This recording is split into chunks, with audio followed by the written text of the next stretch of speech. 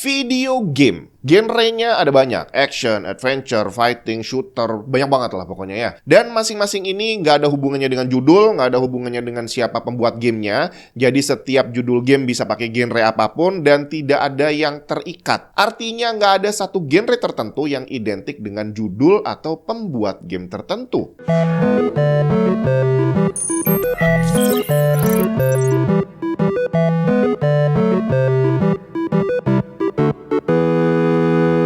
Kalau kita bicara game fighting, itu ada banyak. Street Fighter, Tekken, Soul Calibur, King of Fighters gitu ya. Terus kalau untuk racing, ada Forza Horizon, ada Gran Turismo, Need for Speed, dan banyak banget lainnya. Nah, masing-masing ini nggak ada yang punya keterikatan dengan judul atau pembuat game tertentu. Jadi kalau misal kita lagi ngobrolin game fighting, nggak ada yang langsung orang kepikiran, oh pasti Street Fighter. Nggak, karena yang lainnya juga sama bagusnya. Game racing juga begitu, dan yang lainnya juga kurang lebih seperti itu. Waduh, nggak bisa ganti wallpaper. Coba cek dulu, mungkin Windows-nya harus diaktifasi. Pengen aktifasi Windows original dengan aman? Cek cdkeysales.com. Gunakan kode voucher TNT untuk dapat diskon tambahan. Bayarnya gampang bre, bisa pakai OVO atau GoPay. Setelah pembayaran, kamu akan dapat serial number yang bisa langsung digunakan untuk mengaktifasi Windows kamu. Kalau ada kendala, bisa langsung chat customer service di websitenya yang akan siap ngasih solusi. Mau cari game atau software original lain juga ada di sana. Selengkapnya cek link di bawah. Sekarang udah aktif, bisa nih pakai foto telanjang buat jadi wallpaper. Kalau dalam dunia nyata, yang saya maksud ini macam kalau orang nyebut pompa air, itu banyak yang nyebut dengan nama Sanyo. Padahal Sanyo ini bukanlah pompa air, dia adalah brand barang elektronik dan salah satunya adalah pompa air. Tapi saking legendnya, nggak tahu saat itu alasannya apa, apakah karena saking bagusnya atau dia yang pertama atau kayak gimana, si Sanyo ini jadi legend banget sampai akhirnya semua orang yang nyebut pompa air itu nyebutnya dengan nama Sanyo, bukan pompa air. Dan inilah yang saya maksud, bahwa kalau ada orang nyebut Street Fighter, itu sebenarnya dia maksud adalah game fighting secara general. Nah, kira-kira dalam dunia video game, apakah ada satu brand game yang bisa jadi seperti itu? Dia benar-benar mendominasi sampai akhirnya dianggap menjadi sebuah genre. Yang terlintas pertama kali di kepala saya adalah Demon's Soul, yang kemudian berlanjut dengan Dark Soul dari From Software. Genre Souls-like diambil dari nama Souls, dari judulnya game From Software ini. Demon's Soul, Dark Souls, yang akhirnya dijadikan nama genre. Saking bagus gamenya, atau mungkin karena dia yang pertama menawarkan genre unik seperti itu. Soal Souls game ini udah pernah dibahas di video sebelumnya, udah lama banget gitu ya. Nah, video kali ini akan membahas satu genre lagi, atau bukan genre sih, satu pembuat game belum secara resmi dianggap sebagai genre terpisah gitu ya. Tapi buat saya, kalau mainin gamenya dia, ya itu cuma dia yang punya. Jadi kayaknya sah-sah aja kalau game yang mereka buat itu dijadikan sebuah genre. Ada yang bisa nebak nggak? Ryuga Gotoku, yang dalam bahasa Inggris keren banget namanya Like a Dragon, sebuah studio game yang juga banyak dikenal dengan sebutan RGG. Mereka adalah salah satu divisi Sega yang membuat franchise game luar biasa, Yakuza series, yang belakangan diganti menjadi Like a Dragon series. Saya sangat menikmati game Yakuza, walaupun yang jadi favorit saya bukan seri Yakuzanya, tapi seri Judgment dan Lost Judgment. Style gamenya sama, tapi dengan fokus cerita yang berbeda. Yakuza menceritakan kehidupan Yakuza, sedangkan Judgment menceritakan tentang kehidupan seorang pengacara yang beralih profesi menjadi detektif swasta, yang tentu saja konfliknya masih melibatkan Yakuza juga. Yang unik bahwa awalnya nama studionya sama sekali bukan Ryuga Gotoku. Toshiro Nagoshi, seorang lulusan Tokyo University of Art and Design di tahun 1989, bergabung dengan Sega di tahun yang sama. Dia bekerja di AM2 sebagai CG designer. Game yang dia buat nggak main-main, dari Virtua Racing, Virtua Striker, Daytona USA yang jadi game balapan arcade paling rame saat itu, sampai Shenmue. Pantesan Yakuza kayak ada bau-bau Shenmue-nya. Ternyata yang bikin sama, bre. Di tahun 1999 dia menjadi presiden Sega AM11, yang selanjutnya berubah nama menjadi RND4 atau AM4. Di tahun 2004, Nagoshi merubah nama AM4 menjadi Amusement Vision. Dia pilih nama itu karena suka dengan kata vision, sedangkan amusement sendiri adalah tujuan utama dari studio gamenya, bikin sesuatu yang menghibur. Jadilah Amusement Vision yang disingkat dengan nama AV,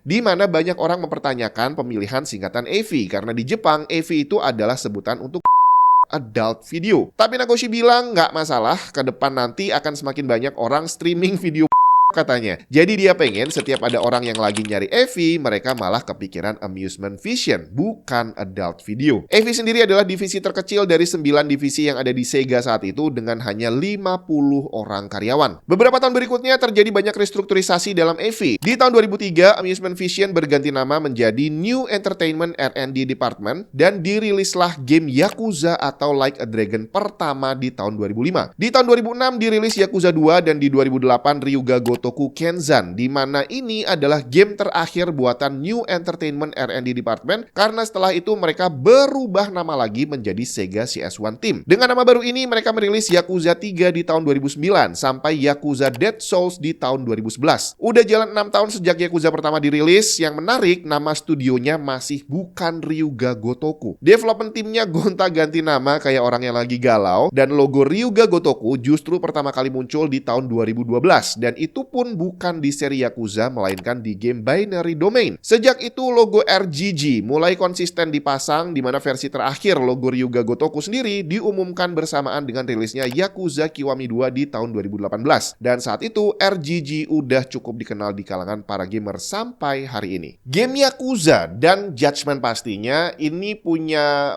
bukan cuma genre sih ya. Gameplaynya unik banget, gambarnya juga unik, terus misi-misi di dalamnya juga unik. Pokoknya semuanya unik dan belum pernah saya temuin di game lain, bre. Kalau cuma sekedar unsur mirip ada beberapa, salah satunya Sleeping Dogs gitu ya. Tapi ya udah cuma sekedar kelihatan hampir mirip, waktu dimainin beda jauh banget. Jadi ceritanya mereka menggunakan setting sebuah distrik fiksi Kamurocho yang merupakan penggambaran dari Kabukicho di Jepang. Kehidupan Kamurocho digambarkan sangat mirip dengan keadaan asli Kabukicho. Dari jalanan, desain bangunan, entertainment, dan kehidupan malamnya, semuanya tampak nyata. Saat sedang mengeksplor dunianya, kamu bisa mampir ke banyak banget restoran, mampir ke minimarket yang juga digambarkan sangat mirip dengan aslinya. Di samping kita bisa melakukan banyak sekali hal seperti main game di arcade, main baseball, dan banyak lagi lainnya. Baik Yakuza maupun Judgment series menggunakan formula yang sama. Nah, yang menarik, biasanya kalau game itu kan penceritaannya agak meleset dari aslinya gitu ya, sedangkan game ini berani pakai nama Yakuza.